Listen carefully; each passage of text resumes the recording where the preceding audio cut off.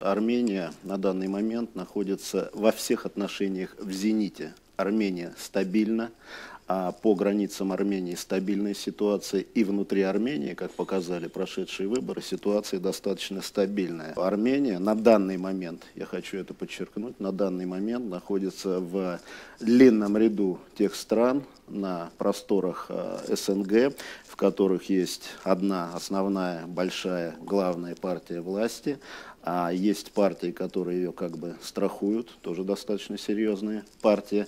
В России та же самая система, в Азербайджане практически та же самая система. И Армения, как я уже сказал, входит в этот стабильный круг. Думаю, что здесь могут быть определенные угрозы, потому что стабильность, как мы знаем, она не может быть бесконечной. Также очень важный фактор внешний. Армения пока находится также на пике стабильности в внешнеполитических вопросах. Понятно, что у нее есть определенные вопросы во взаимоотношениях с Азербайджаном, какие-то вопросы есть во взаимоотношениях с Турцией. Тем не менее, это не военно-политические взаимоотношения. То есть присутствует мир на границах с Арменией, присутствует диалог между Ереваном и Тбилиси, стабильные отношения с Российской Федерацией. Это также доказательство того, что стабильность находится на своем пике. Во время последней встречи президента Армении с премьер-министром Российской Федерации Медведевым Дмитрием Анатольевичем премьер-министр России четко сказал о том, что с Арменией, и, кстати, эту фразу потом активно комментировали в Армении, как представители партии власти, так и оппозиция, не зная, собственно, как к ней отнестись, выворачивали в ту или иную сторону по 10 раз. Тем не менее, премьер-министр Российской Федерации сказал достаточно четко, что у нас присутствуют особые союзнические отношения. Я также хотел бы подчеркнуть прилагательное «союзнические». То есть это более высокая степень доверия взаимного, партнерства. Это даже не партнерство, потому что союзник – это более высокий статус. Единственный, конечно, момент, где могут в более серьезной ситуации быть проверены наши взаимоотношения, и мы ни в коей мере не ждем этого момента, мы стараемся от него уйти как можно дальше, это война прямая. То есть союзник проверяется в войне непосредственно.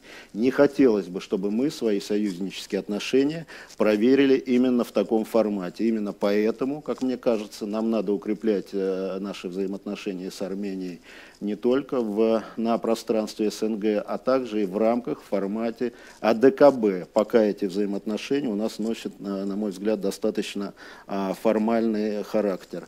Хотелось бы отметить то, что оппозиция в Армении почему-то постоянно требует революции. То есть вот на фоне вот этого синдрома неудовлетворенности, о чем они говорят, они требуют революции. Но здесь хотелось бы только один аргумент привести, который, в общем-то, снимает все эти вопросы со стороны армянской оппозиции. А революция приведет к мгновенной сдаче, если можно так выразиться, Карабаха. Поэтому я не понимаю, почему, собственно, власть, действующая официальная власть Армении, не привяжет в информационном, пропагандистском поле оппозицию именно вот к этому пунктику. Тогда, может быть, какие-то вопросы действующая власть по отношению к оппозиции частично бы сняла. Странную также активность, на мой взгляд, чисто субъективный, может быть, взгляд, проявляет руководство Армянского национального конгресса, который получил все-таки какую-то часть мандатов в новом парламенте, особенно руководитель, статусное лицо этого конгресса. Но это то же самое, если уместно такой пример привести. Если бы в России, если бы был жив Ельцин, допустим, он бы опять баллотировался, или Гайдар во главе какой-то организации и предлагал за него проголосовать. Это полный абсурд. Может быть, конечно, нашим армянским друзьям кажется, все видится по-другому. На мой взгляд, это полный абсурд. И странно, что народ Армении этот вопрос не поднимает. Оппозиции, на мой взгляд, абсолютно не за что зацепиться в ситуации, вот в этой ситуации стабильности в Армении, поэтому разговор крутился в основном, как мы помним, ну, во всяком случае, нам, российским наблюдателям, так видится и кажется, вокруг взрыва вот этих шаров на площади в Ереване. Не за что зацепиться, полная пустота. Риск – это все-таки проектируемая война в Иране. и Армения должна очень четкую здесь союзническую позицию занять. В противном случае Армению постараются утилизировать, тем более у нее очень сложная географическая ситуация, геополитическая в целом, как, собственно, и окружение у нее очень сложное, которое пока в режиме стабильности находится. А настораживает также наша, я бы хотел этот момент подчеркнуть, российская самоуспокоенность. Я бы хотел затронуть такую тему, которая здесь также затрагивалась. Это активность Евросоюза по отношению к Армении, то есть процессы интеграции продолжаются и будут продолжаться, независимо ни от каких парламентских, президентских выборов в Армении. Сейчас говорится, например, о том, что Евросоюз хочет ввести Армению в более глубокую, именно вот такое прилагательное применяется, глубокую зону свободной торговли с Евросоюзом. Но я бы хотел здесь отметить один момент, который, на мой взгляд, крайне важен для наших армянских коллег.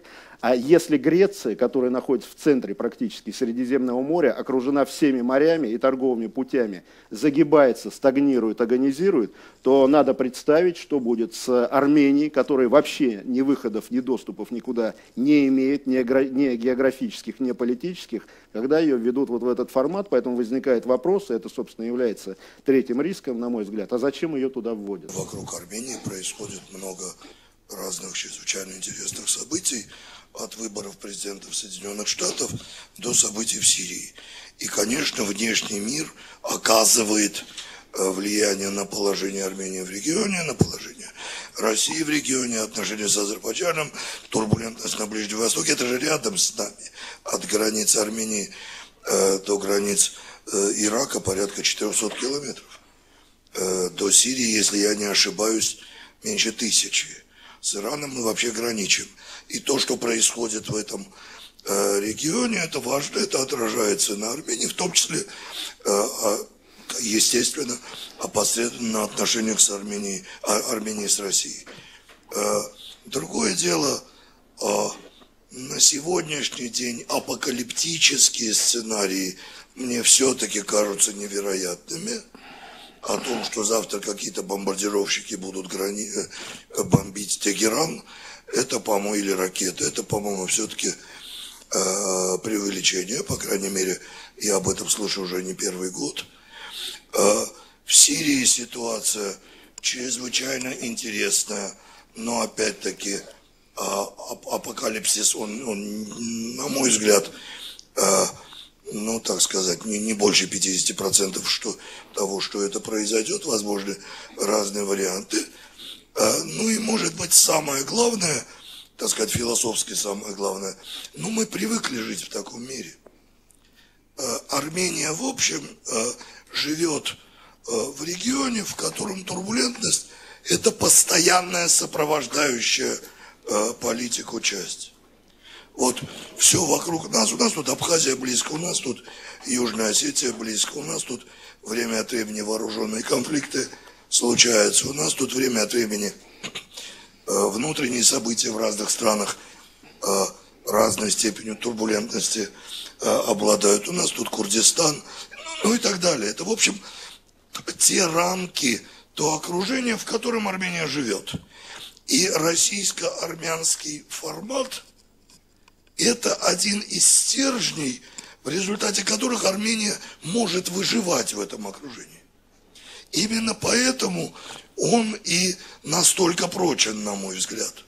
В Армении очень часто, и в России тоже, говорят о давних отношениях, о культурной близости, об общей истории, о христианском наследии и так далее, о культурной близости, так сказать, комплементарности народов. И это все, конечно, правда. Только я не думаю, что это самая важная правда, когда мы говорим в профессиональном контексте, то есть о политике. Ну а что, у русских с грузинами нет комплементарности, общей истории, совместного религиозного наследства и культурной близости? А с украинцами? А с прибалтийскими народами? Ну и так далее, да? Тут есть взаимный интерес. Тут есть жесткий взаимный интерес. Тут есть жесткая взаимная привязка. Армения для России – это возможность оставаться какой-то сколько-нибудь значимой силой южнее Кавказского хребта.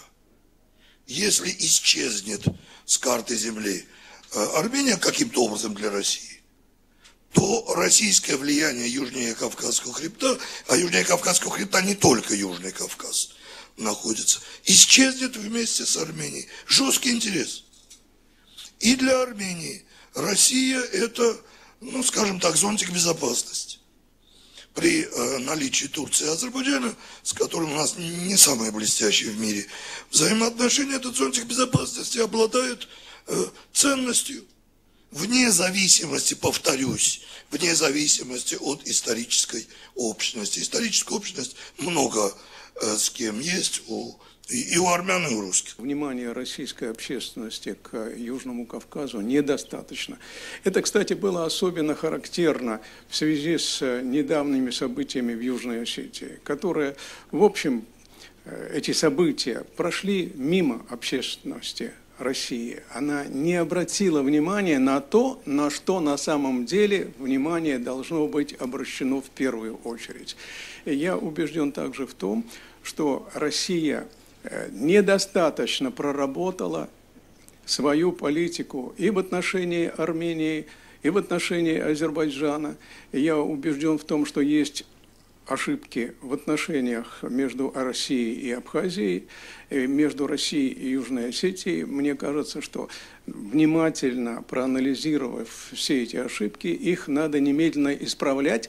Но для этого нужно, чтобы этими проблемами занимались и российские журналисты. Потому что не будет давления со стороны общественности на власть, не будет и внимания власти по отношению к этой проблематике. Азербайджан, на мой взгляд, уже в серьезной степени втягивается в противостояние с Ираном, или даже, скажем так, точнее, его втягивают.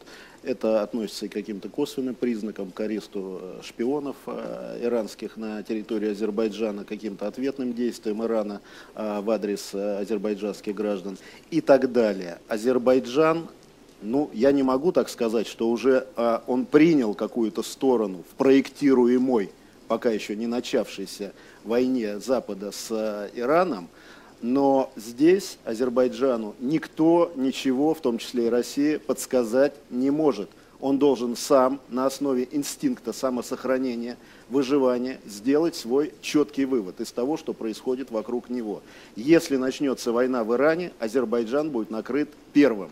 Естественно, он хочет, чтобы ракеты, пусть даже какие-то шальные ракеты со стороны Тегерана на его территорию не упали. Поэтому он вынужден тут как-то себя сохранять и где-то в русле западной какой-то стратегии действовать. Но мне кажется, в основе все-таки лежит здравый смысл, в основе будущей стратегической позиции Азербайджана. Именно исходя из этого здравого смысла, из этих исторических взаимоотношений, я не говорю о том, что было в Советском Союзе, исторических взаимоотношений, стабильности, которая присутствует уже достаточно много лет, как это ни странно, в таком взрывоопасном регионе, Азербайджан и Армения, официальный Ереван и официальный Баку должны сделать крайне нестандартный шаг. И сами, может быть, даже без помощи России, начать переговоры в преддверии вот этой проектируемой войны и принять какие-то решения.